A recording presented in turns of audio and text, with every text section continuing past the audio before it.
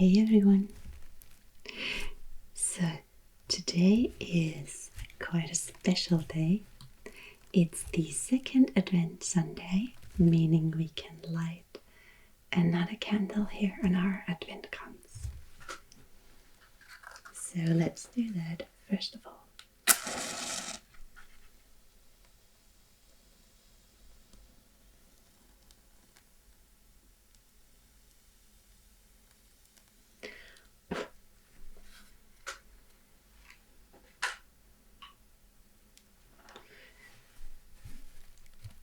And I've mentioned before that for me, the entire Christmas season also has a lot to do with rituals and with traditions. And one thing that I remember from my childhood that I always really enjoyed was that on these Advent Sundays, we would take some time in our family to light these candles and then sometimes even already sing a few Christmas songs. I don't think we did that often, but I do remember a couple of occasions, and I thought it's actually a really nice tradition. Now, I'm not going to sing to you because I don't think that'd be a good idea, but I thought I could share some traditional Christmas songs with you. So I'm going to post them on my community tab for the remaining Sundays, plus one that is not traditional and not Austrian for the winter solstice, so we get to 4 songs. The one that I'm going to post today is an Austrian dialect and probably my favorite Christmas song, and the one for next week is going to be a devotional yodler, so definitely check that out. Right. The other reason today is quite a special day is because it's Krampeltag. You probably remember Krampel from one of my previous videos.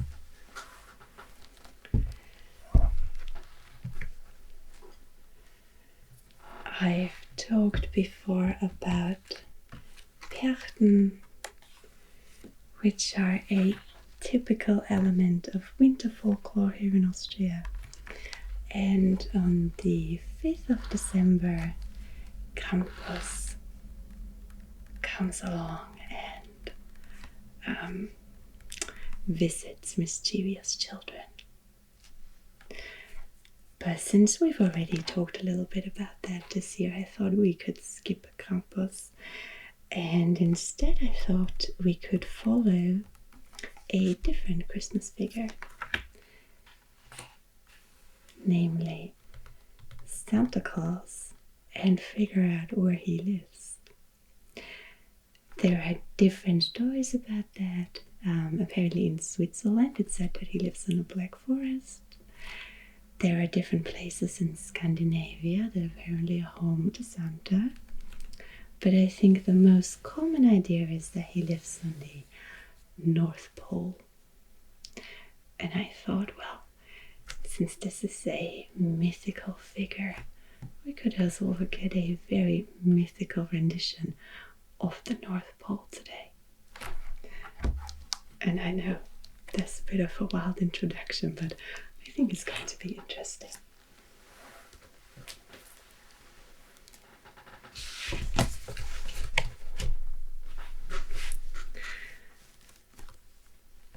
So, as you probably already know, for a long time, Europeans didn't know anything about the northern parts of the world. There was knowledge about Scandinavia, about Iceland, eventually also about Greenland, but for a long time not about the actual pole. And this is a very special map, as it is one of the first actual depictions of the North Pole. This is from 1606 by Mercator, and you probably know of Mercator because of the Mercator projection. This is not an actual Mercator projection, but I'll do for now. It's basically a way of helping people navigate across the seas, and it's still used today for that. One of the problems, however, when you depict the surface of the Earth is that it's a round globe and you're trying to depict it on a flat surface. So you have to find a way to make up for that distortion. What Mercator did was that he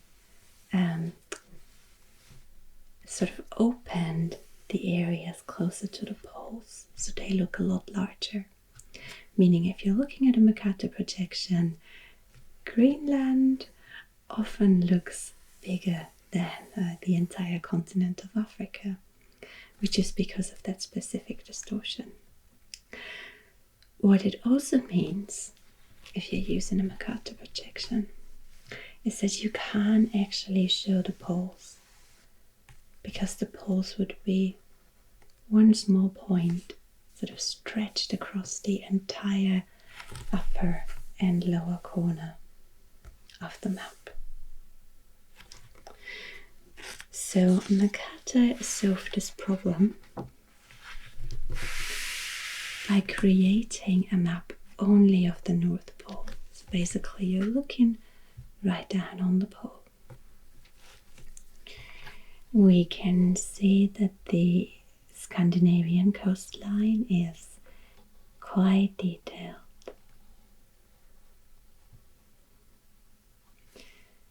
Same here with the Kola Peninsula. Then what is today the Russian shore. We have here Neue Simlia, where people in the 17th century also managed to overwinter. So this was a known area of the world by then. And then here it also gets a little less detailed. And if we look on the other side of the map, the American coastline is not quite filled in, I would say. We have some parts where clearly there was more knowledge, like here in this area, but large areas I think Mercator basically made up. We also have Iceland here.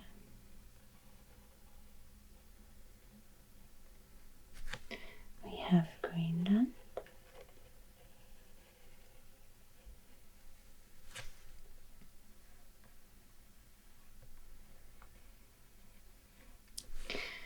We have a strange island called Grokland, which does not actually exist.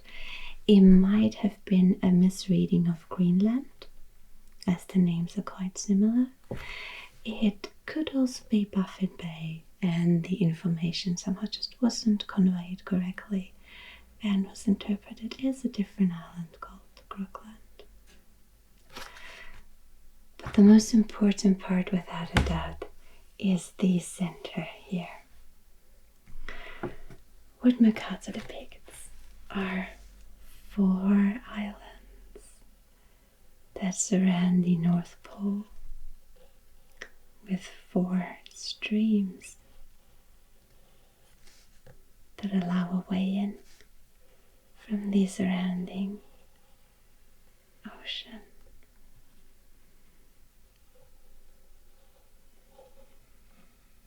And maybe the strangest part here is in the center, this odd mountain. It says Europes nigre altissima, Polus Arcticus. So during Mercator's time, the Europeans already knew of a magnetic compass, and there were different theories as to why it was pointing north. The most logical conclusion seemed to be that there must be some kind of magnetic source that attracts the needle of the compass, and people pictured it as a magnetic mountain, which is what this would be.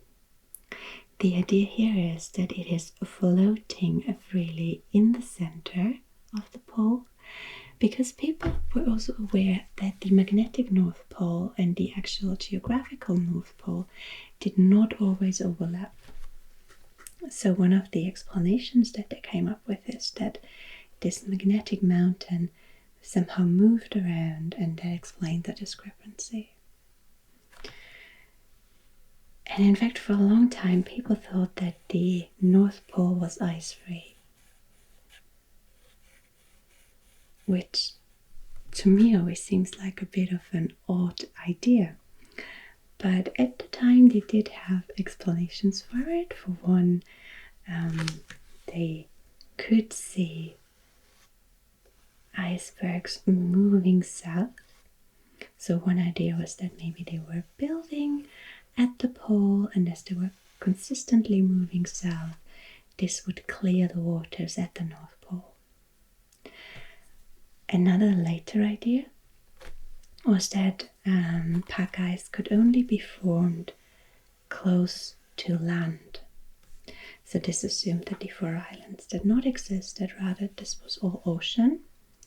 And since there was no landmass, pack ice couldn't form, which again would explain why this would be free. And maybe another observation that could have led to it was that people were aware of so-called polynyas. Polynyas can be large areas of ice-free water, either close to a shore, close to the pack ice, or just out in the open ocean. They are usually wind-induced. So if the wind blows out towards the sea, it blows the ice away from the coastline. The water then gets exposed to the cold atmosphere, starts freezing again. The wind again blows it out, so you consistently have more ice that's always blown out. And you could have 50 to 100 kilometers of free water. And if you could observe those ice-free zones leading north, then of course you could come to the conclusion that maybe you could follow these polynyas all the way to the pole. Now, of course, we've known for a long time now that there is ice on the North Pole. In the 19th century, there were a couple of expeditions looking for the Northwest Passage or the Northeast Passage. And in fact, in 1872 to 1876, an Austro-Hungarian expedition made it quite close, or actually to the North Pole, and could confirm that, yes, there was in fact ice there.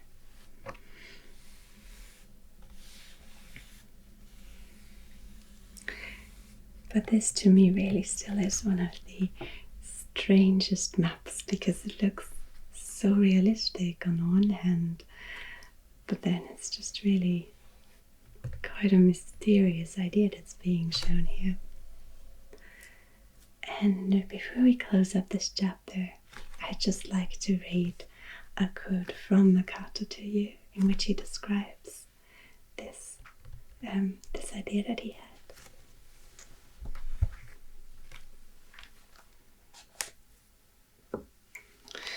So he wrote in a letter to John Dee, "In the midst of the four countries is a whirlpool, into which there empty these four indrawing seas which divide the north. And the water rushes round and descends into the earth, just as if one were pouring it through a filter funnel. It is 4 degrees wide on every side of the pole, that is to say 8 degrees altogether. Except that right under the pole there lies a bare rock in the midst of the sea. Its circumference is almost 33 French miles, and it is all of magnetic stone." So the idea was that this here was a huge whirlpool that drew the water in. And there were other descriptions too, for example, of Athanasiuskirchen, that described it as the entire water rushing down towards the center of the earth and coming back out at the South Pole. So it would sort of work the opposite way. I keep imagining the earth as a giant chocolate fountain now that I've read this. And of course, those descriptions were also based on some observations of very troubled seas, of different whirlpools that they saw at the time. And they just kind of jumped to conclusions, I guess. And the same is true for these 4 islands, which Mercator described as partly being home to tropical plants. Also quite a wild idea, I think. So, all things considered, the idea that Santa Claus has his home and workshop there, somewhere in the back, guys, I think makes a lot of sense in comparison. Alright.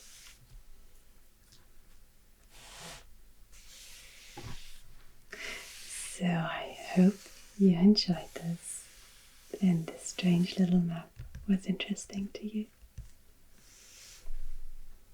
I wish you a beautiful Sunday evening, and I hope I'll see you again tomorrow when we talk a little more about the Nikolaus and some cute traditions that we have here in Austria around the 6th of December. Alright, see you then.